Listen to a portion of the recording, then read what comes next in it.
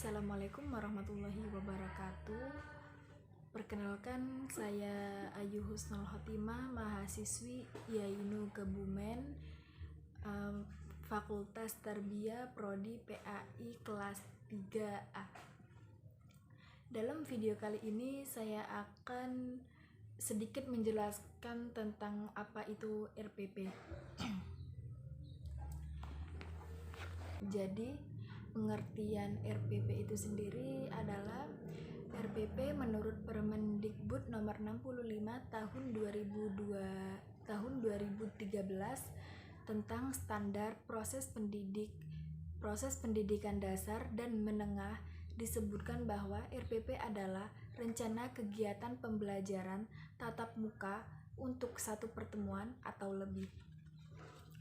Dan dari RPP ini sendiri ada berbagai macam-macamnya. Yang pertama yaitu kompetensi inti, kompetensi dasar, indikator pembelajaran, materi pembelajaran, metode pembelajaran, dan sumber belajar, langkah-langkah pembelajaran, yang terakhir penilaian hasil belajar. Untuk pembagian RPP itu sendiri, saya akan sedikit menjelaskan tentang pembagiannya. Baiklah, ini adalah contoh RPP saya, dan di sini saya akan menjelaskan tentang kompetensi inti.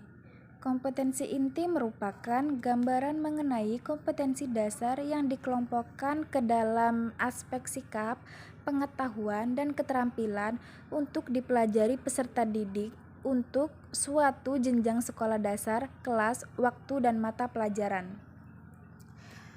Selanjutnya yaitu ada kompetensi dasar. Kompetensi dasar yaitu sejumlah kemampuan yang harus dimiliki peserta didik dalam mata pelajaran tertentu sebagai rujukan untuk menyusun indikator kompetensi. Selanjutnya ada indikator pembelajaran. Indikator pembelajaran yaitu penanda pencapaian kompetensi dasar secara spesifik yang dapat dijadikan ukuran untuk mengetahui ketercapaian tujuan pembelajaran. Selanjutnya ada materi pembelajaran. Materi pembelajaran adalah bentuk bahan atau seperangkat substansi pembelajaran untuk membantu guru atau instruktur dalam kegiatan belajar mengajar yang disusun secara sistematis dalam rangka memenuhi standar kompetensi yang diterapkan. Dan tujuan pembelajaran. Dari tujuan pembelajaran ini, pertemuan pertama yaitu menyebutkan huruf-huruf hijaiyah dengan benar, menunjukkan huruf-huruf hijaiyah dengan benar, menunjukkan huruf-huruf hijaiyah berharokat dengan benar.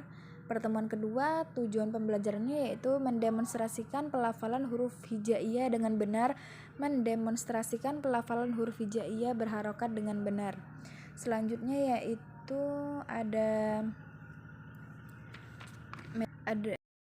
metode pembelajaran. Metode pembelajaran adalah cara atau upaya yang dilakukan oleh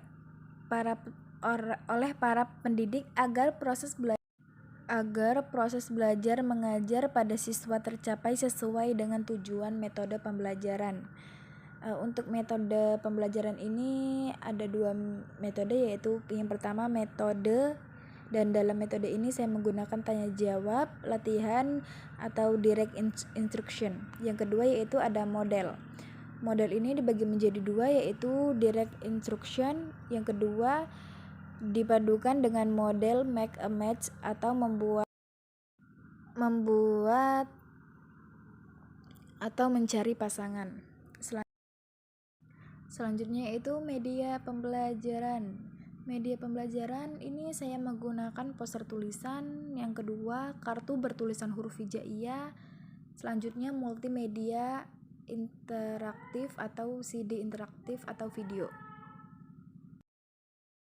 Untuk sumber belajar, saya menggunakan buku PAI dan Budi Pekerti PAI kelas 1 SD Kemendikbud Jakarta 2013. Selanjutnya buku belajar huruf hijaiyah. Untuk langkah-langkah pembelajaran, Yang pertama itu ada pendahuluan.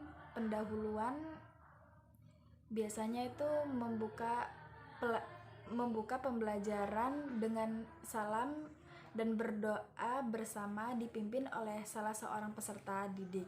Selanjutnya yaitu memulai pembelajaran dengan membaca Al-Quran, surah pendek pilihan dengan lancar dan benar, nama surah sesuai dengan program pembiasaan yang ditentukan sebelumnya.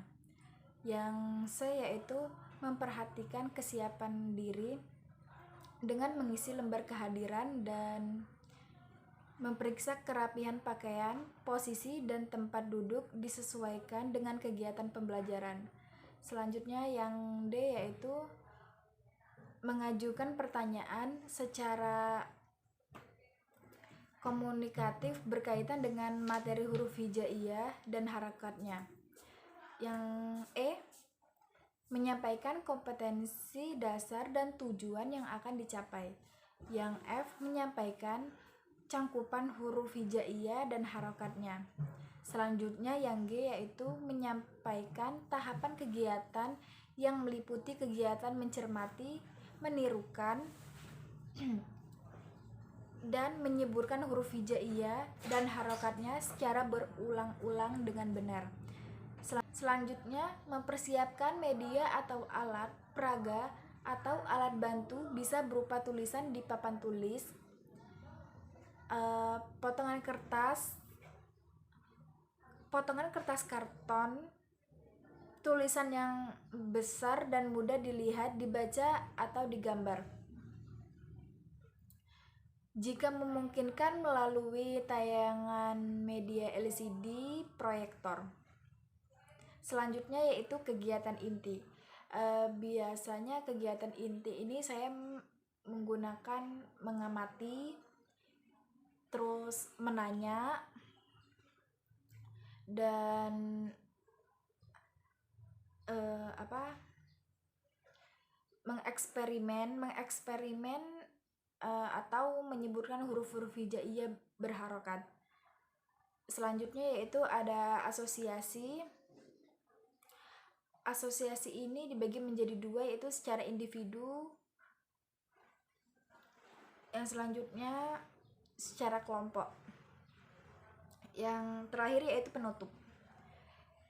Penutup ini biasanya saya melaksanakan penilaian dengan refleksi dengan mengajukan pertanyaan atau tanggapan peserta didik dari kegiatan yang telah dilaksanakan sebagai bahan masukan untuk perbaikan langkah-langkah selanjutnya.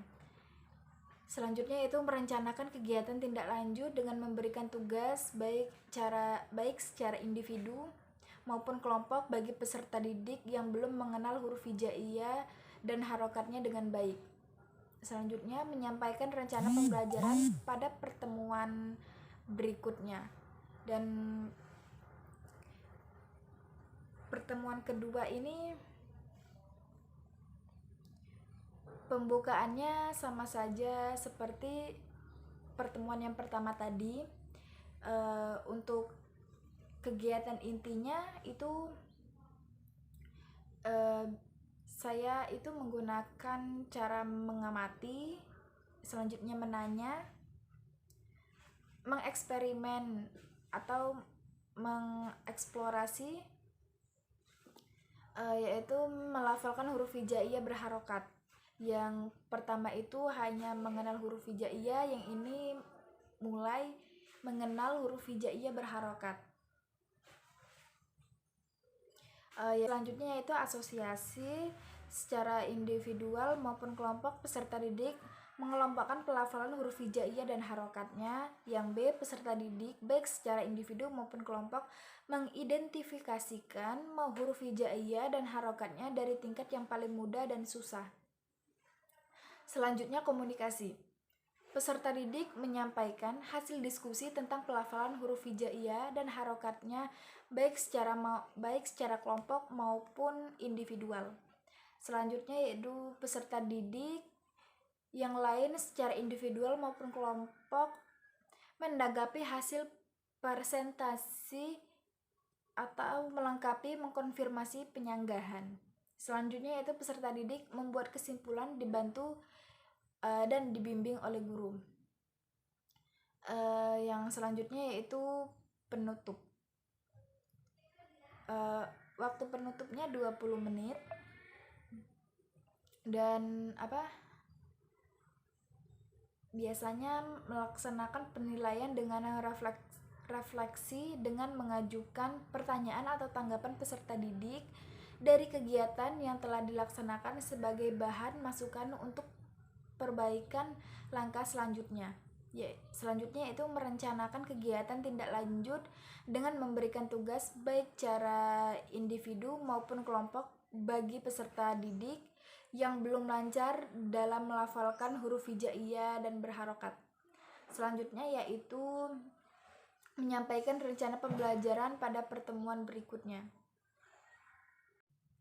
Selanjutnya ada penilaian hasil belajar. Jadi di akhir RPP ini saya membuat penilaian hasil belajar selama pertemuan.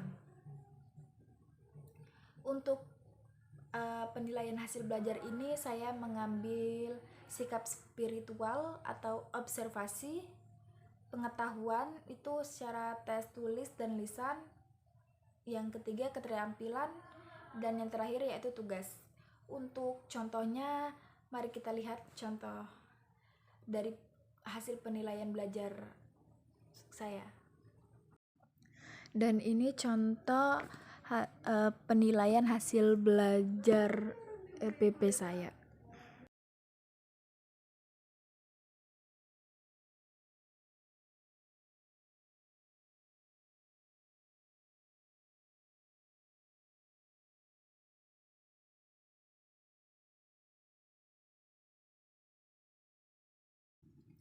Itulah sedikit penjelasan tentang RPP saya.